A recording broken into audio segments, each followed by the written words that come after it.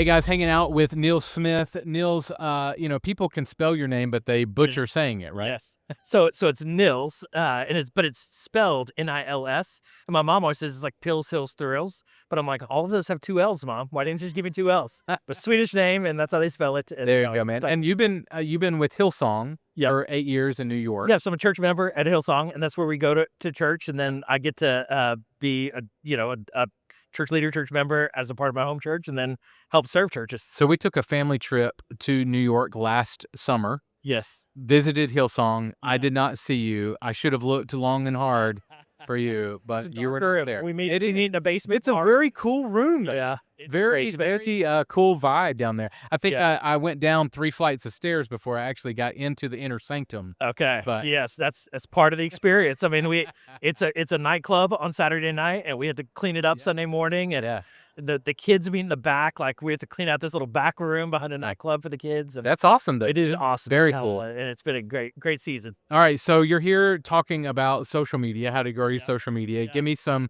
nuggets of takeaway from your workshop. Yeah, I mean, a few key things that I always highlight when I talk social media. And I shared, actually, I wrote a book called Social Media Guide for Ministry 14 years ago. That's when it was kind of heretical to be on social media. And it, Well, I remember the bad things that people were saying about you. and I always tell people, don't buy my book, because I talk about MySpace and I talk about these platforms that no longer exist. But at the end of the day, lead with inspiration. I think we often see the pulpit drives the church in so many ways of clip up your sermon, take quotes from your sermon and Yeah. minister to people before they come in your doors. And I think what we use social media for is marketing first rather than ministry. And it can be a ministry first platform. Mm. But then the other thing that I think so many churches miss is the best ministry on social media happens in the comments and the DMs. So they focus so much on putting out content, but they're not actually building their relationships. And the more we can build a relationship with someone before they come to the church, the better that connection and experience is going to be. And so make sure you're prioritizing content that's going to engage people and minister to people, and then conversation that really ministry is going to happen within. So how much energy should I put on staff for that? Should that be a staff position? Can I build a volunteer team? A little bit of both? What does that look like? Yeah, I think there's a lot of ways to do it, and I always think about my dad's church. My dad pastors a church of about 120 people in Houston. He's the only full-time staff member, and he has a part-time assistant. So staffing for him means a volunteer that helps, do social media. And Right. at his church size, that's the right staff. And I think there's some great tools, companies you can hire. That's what we do. I think you do some of that as well. And Yeah. there's I think great partners that can help you. There's great tools like Sermon Shots or Pulpit AI Yeah. that can help you do it. So I think wherever you're at, if you're a church of my dad's size with 1.5 staff people, you probably don't need a staff person. Maybe you have a contractor or a volunteer. Maybe you do it as a pastor. It's important, though, I think, for everyone, and it's a matter of capacity. Elevation Church has, I hear, 20 people on their social media video editing team. And people always look at, like, how do they do this? Well, it takes a lot of time and energy. So it's really a matter of budget, capacity, and how much effort you can give to it. What I can tell you, though, the ROI, I don't know that I see much better ROI. The more people invest into social media Hmm. when it comes to growing their church and reaching new people, it's a great ROI. What are the top questions that ministry leaders are asking you on Yeah. social media? Yeah, probably the first one is, what platforms should I be on? And Well, I need to be on all of them. do I need to be on all of them? Yeah. And my recommendation is definitely not. You don't need to be on all of them. You probably should only prioritize about 2 or 3 of them. Just to definitively give the answer, YouTube is what I believe to be the most important platform. It's different than the other social media platforms, but I think it's the one that has probably the most consistent growth over the years and will continue to grow. TikTok is the one that fluctuates a lot. I think TikTok maybe provides the greatest immediate opportunity, but it also has the greatest opportunity to crash soon. I think Right. Instagram is probably the other primary platform Right. for a lot of churches. If you have an older congregation, Facebook, Mhm. still 3 billion monthly active users globally. It's not time to abandon Facebook yet. Yeah. So I think you got to pick and choose, but you can't be everywhere and do it well. I think there are people that dog on Facebook, but I'm like, are you on Facebook? Yeah. I mean, like Yeah. everybody is. Everyone over 30, at least has a Facebook account. right. But That's the average American is spending about 32 minutes a day on Facebook still. And I think some of that is demographically. I think if you're over 50, you're probably spending a couple hours on Facebook. Right. TikTok, though, average user is spending 90 minutes a day on TikTok. So when we compare these platforms, there's a lot of attention right now in the US, especially on TikTok. And so I think more people need to actually open up to TikTok, but also be ready for everything to change. And we got to stay adaptable and flexible. And I saw it with MySpace of like, I'd put a lot of effort into growing a MySpace channel back in the day, Yeah. but there's a time where it dwindles and you got to just abandon and look at where the attention is at the time. Right. Um, so that's really good. So you would say that YouTube is probably the top energy. If I'm going to put energy into Yes. something, Yes. it needs to be YouTube. Well, Why is that? Well, and because I think the attention that continues to grow, the average American spending about an hour and 10 minutes a day on YouTube. I think the other thing is when we think about the pulpit driving the church, the sermon is what performs best on YouTube. What's being driven and driving the most engagement on YouTube is long form video and now short form vertical video with YouTube Shorts. Mhm. But we're seeing just attention move there, and everyone is on YouTube. My Mhm. children are on YouTube. My Yep. parents are on YouTube. I'm on YouTube. Yep. And so it's really a platform that everyone is on. Also, the fastest growing platform people are consuming content on YouTube is their televisions.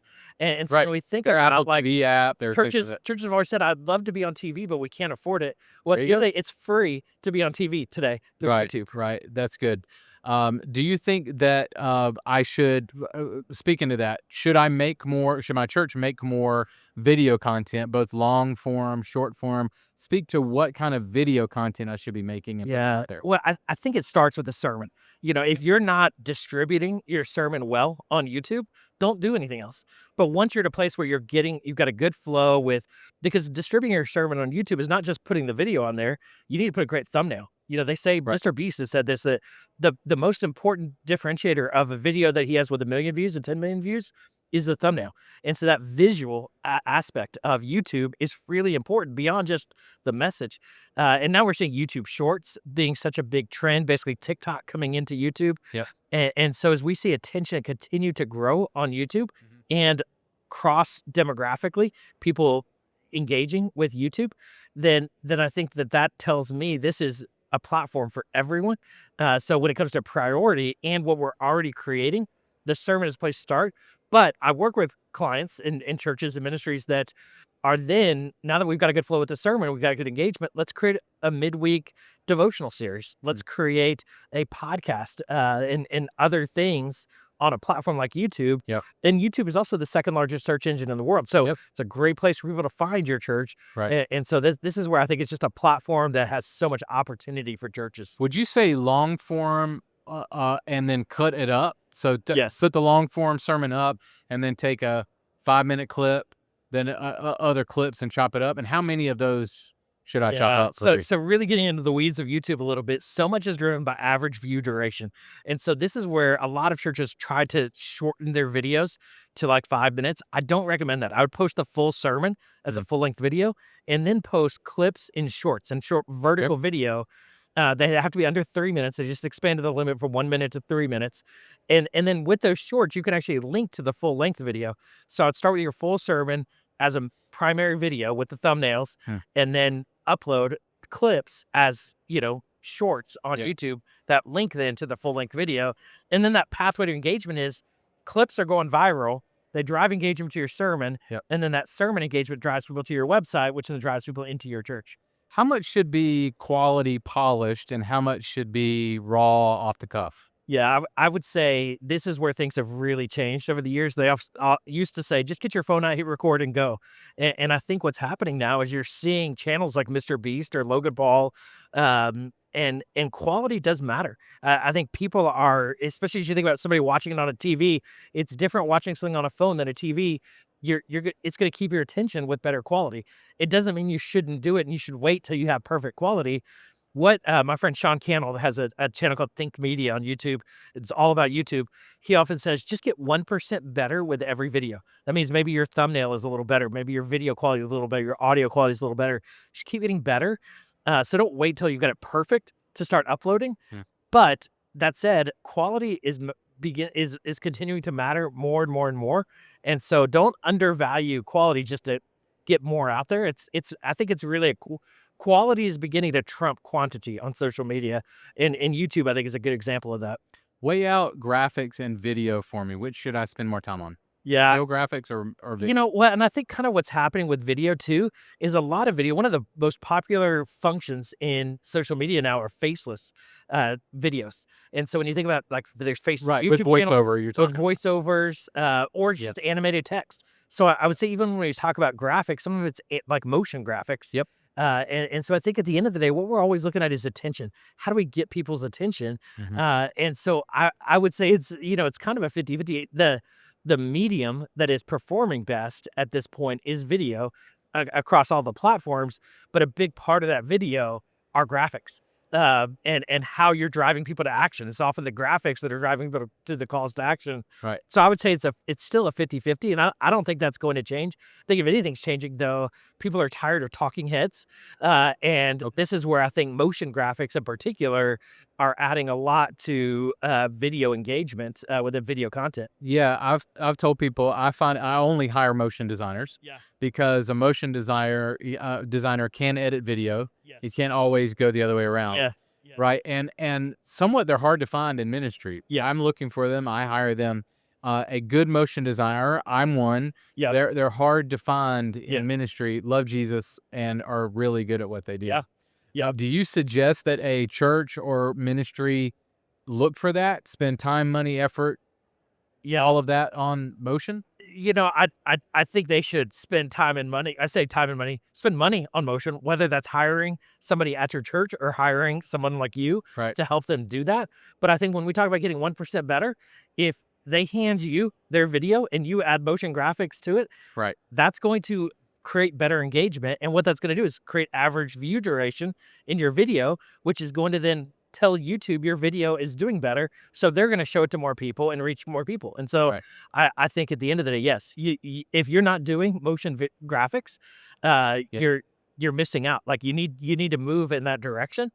That said, how you get that done, I just think too many churches so often just think we've got to hire a body that's in this room, Right, and there's a lot of work that could be done. right. And I don't just say that because I do that and you do that. I think it's just a reality of how any organization today is getting things done. Of there are resources all over the world that can help you get some of these things done and integrated.